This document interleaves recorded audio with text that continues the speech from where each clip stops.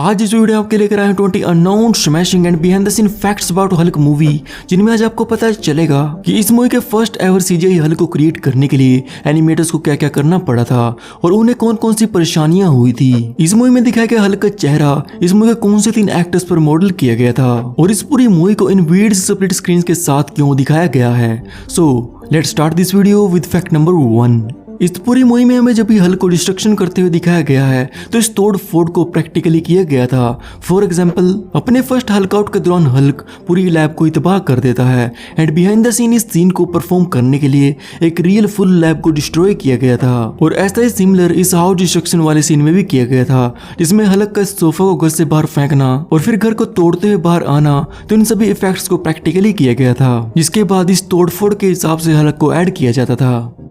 Number 2। आप सभी को ये तो पता है कि हल्क जितना ज्यादा गुस्सा होता है तो उसकी स्ट्रेंथ भी उतनी ही ज्यादा बढ़ती है।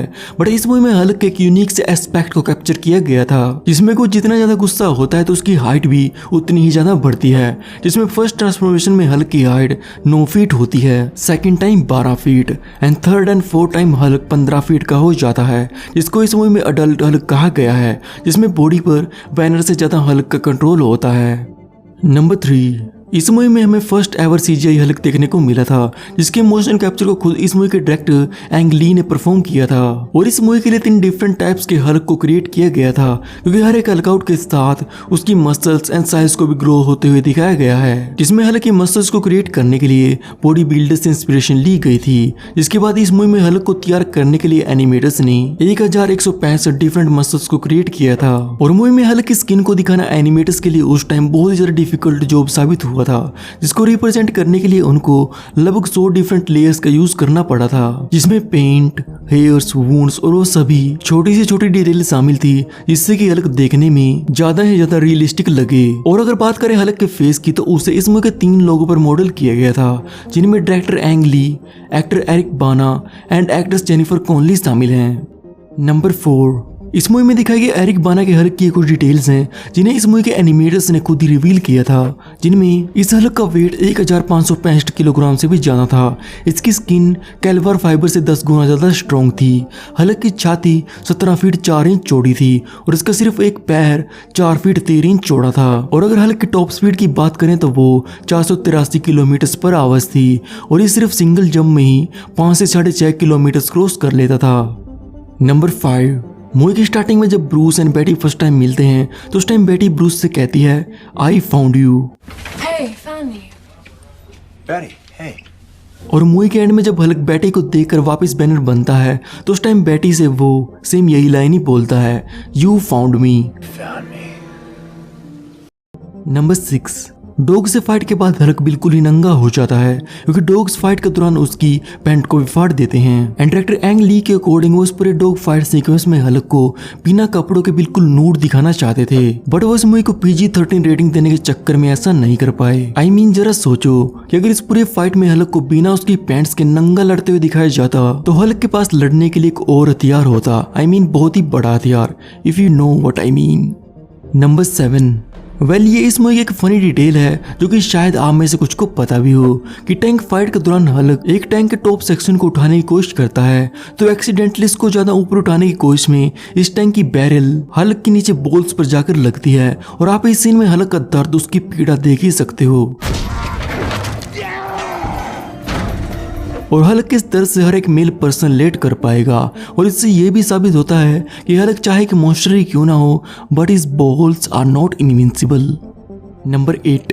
डॉग फाइट से पहले जब हल्क फर्स्ट टाइम बेटी से मिलता है तो उस टाइम उसे उठाकर कार के ऊपर बैठाता है, और फिर डॉग्स के वहां जाने पर वो उसे कार के अंदर भी बैठाता है। एंड बिहाइंड द सीन इस पूरे सीन को बहुत ही केयरफुली शूट किया गया था, जिसमें एक्टर जेनिफर कॉनली को स्टंट रिग्स की मदद से उठाया गया था और उनके सामने एक आदमी को हल्क के फेस के साथ खड़ा किया गया था, ताकि इनका हल्क के साथ आई कॉन्टेक्ट बना रहे। और साथ ही स्टंट रिग्स में इन्हें ऊपर नीचे आराम आराम से मूव करते हुए कार पर बैठाया गया था, ताकि बाद में हल्क की मूवमेंट्स को नेचुरल दिखाया जा सके।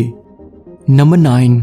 इस मूवी में दिखाया गया डॉग फाइट सीक्वेंस में बहुत ही ज्यादा CGI का यूज किया गया था, जो कि उस टाइम एनिमेटर्स के लिए one of the most complex and expensive scene साबित हुआ था। इसे क्रिएट करने के लिए रियल डॉग्स को मोशन कैप्चर सूट पहनाकर उनकी मूवमेंट्स को कैप्चर किया गया था, ताकि बाद में उनकी मूव्स के हिसाब से इस पूरे सीन को एनिमेट किया जा सके। और शूटिंग के टाइम इन डॉग्स को प्रोफेशनल डॉग ट्रेनर्स हैंडल किया करते थे, जो कि इनको वर्बल एंड विजुअल क्यूज देकर एक जगह से दूसरी जगह मूव करवाते थे। इसके बाद इस डॉग फाइट सीक्वेंस में इन मोशन कैप्चर सूट्स में परफॉर्म किए गए सिर्फ 30% सीन्स को ऐड किया गया था, और बाकी के 70% सीन्स को एनिमेटर्स ने खुद ही एनिमेट किया था।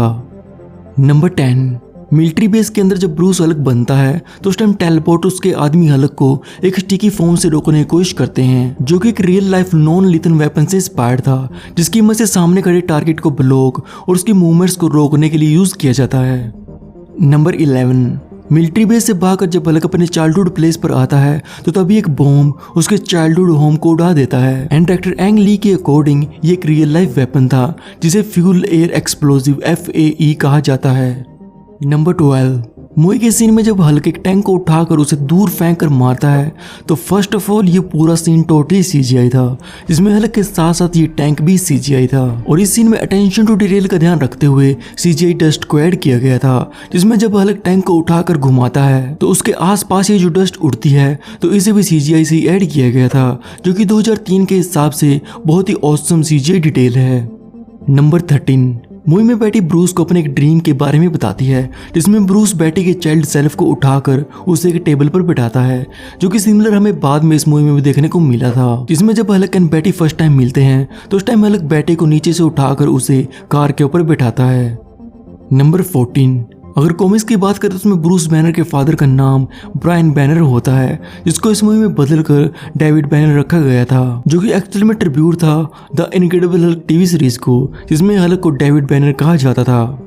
नंबर 15, मूवी में जब ब्रूस एंड बैटी एक फ्रॉग पर नैनोमेड एक्सपेरिमेंट करते हैं तो उसमें उसकी आंखें फूल कर गुब्बारा बन जाती है। उसके साथ बहुत ही बुरा होता है। और इस मूवी में शुरू से डिफरेंट एनिमल्स पर डिफरेंट एक्सपेरिमेंट्स करते दिखाया गया है। तो आपको बता दूं कि इन सभी सीन्स के दौरान किसी भी लाइव एंड रियल एनिमल को कोई भी नुकसान नहीं पहुंचाया गया था। और अगर बात करूं इस मेंढक एक्सपेरिमेंट की तो एक्चुअल में यहाँ पर एक प्रो फ्रॉग का यूज किया गया था, जिसका नाम फ्रेडी द फेक रखा हुआ था, जिसमें इस इफेक्ट को क्रिएट करने के लिए एक एयर पंप की मदद से इसके अंदर हवा छोड़ी गई थी। नंबर 16, मूवी में जब Hulk first time San Francisco में सड़क के नीचे से उसे फाड़ते हुए आता है तो एक्चुअल में डिस्ट्रक्शन सीन को दो तरीके से किया गया था, जिसमें सबसे पहले तो सड़क का फटना टोटली CGI था, जिसको स्पेशल इफेक्ट्स की मदद से किया गया था। एंड सेकंड, सड़क के ऊपर की जो हलचल हमें दिखाई गई थी तो ये सभी प्रैक्टिकल थी, जिसमें जब इस केबल कार से लोगों को गिरते हुए दिखाया जाता है तो ये सभी प्रैक्टिकली किया गया था। और इसके बाद जब ये कार्स आपस में टकराती हुई गिरती हैं तो इस सीन के लिए टोटल 12 रियल कार्स का यूज किया गया था। नंबर 17, ब्रूस जब फर्स्ट टाइम हल्क बनता है तो उस टाइम वो अपनी पूरी लेबोरेटरी को डिस्ट्रॉय करने के बाद वो सीधा गैमा स्पीयर्स को अपने शोल्डर्स पर चकने की कोशिश करता है। तो एक्चुअल में हल्क का ये पोस्ट ट्रिब्यूट था ग्रीक मैथोलॉजिकल के एक फिगर एटलस को, जिन्होंने स्पीयर ऑफ द स्काई को ऐसे सिमिलर वे में उठाया होता है। नंबर 18, डायरेक्टर एंग ली ने इस मूवी को बहुत यूनिक वे में रिप्रेजेंट किया था, जिसमें उन्होंने इस मूवी के सीन्स को स्प्लिट स्क्रीन टेक्निक के साथ दिखाया है, जिसमें इन्होंने हर एक सीन को कॉमिक बुक पेज के पैनल्स की तरह रिप्रेजेंट करने की कोशिश की थी, जिसको कॉमिक बुक फैंस ने तो बहुत ही इंजॉय किया होगा। But non comic book fans को तो ऐसा ही लगा होगा कि जैसे कि इस मूवी की एडिटिंग किसी एमेचर ने की हो। बट आपको बता दूं कि इन स्प्लिट स्क्रीन सीन्स को दिखाना इतना भी आसान नहीं था, क्योंकि इसके लिए डायरेक्टर एंग ली को हर एक सीन को डिफरेंट एंगल से भी शूट करना पड़ता था।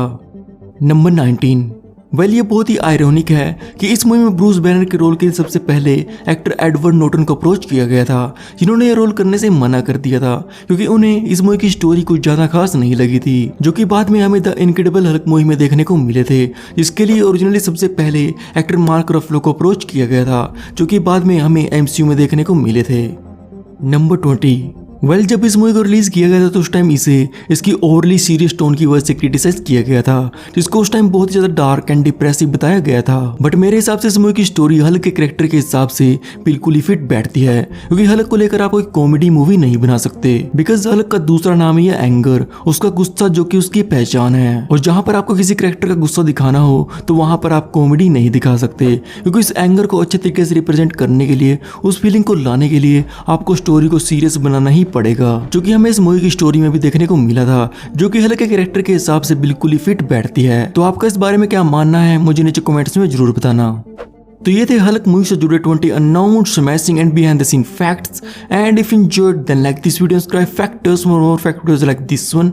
और इस वीडियो कौन सा फैक्ट आपको सबसे बढ़िया लगा मुझे नीचे कमेंट्स में जरूर बताना। तो मिलता हूं आपसे नेक्स्ट वीडियो में, टिल देन बाय बाय।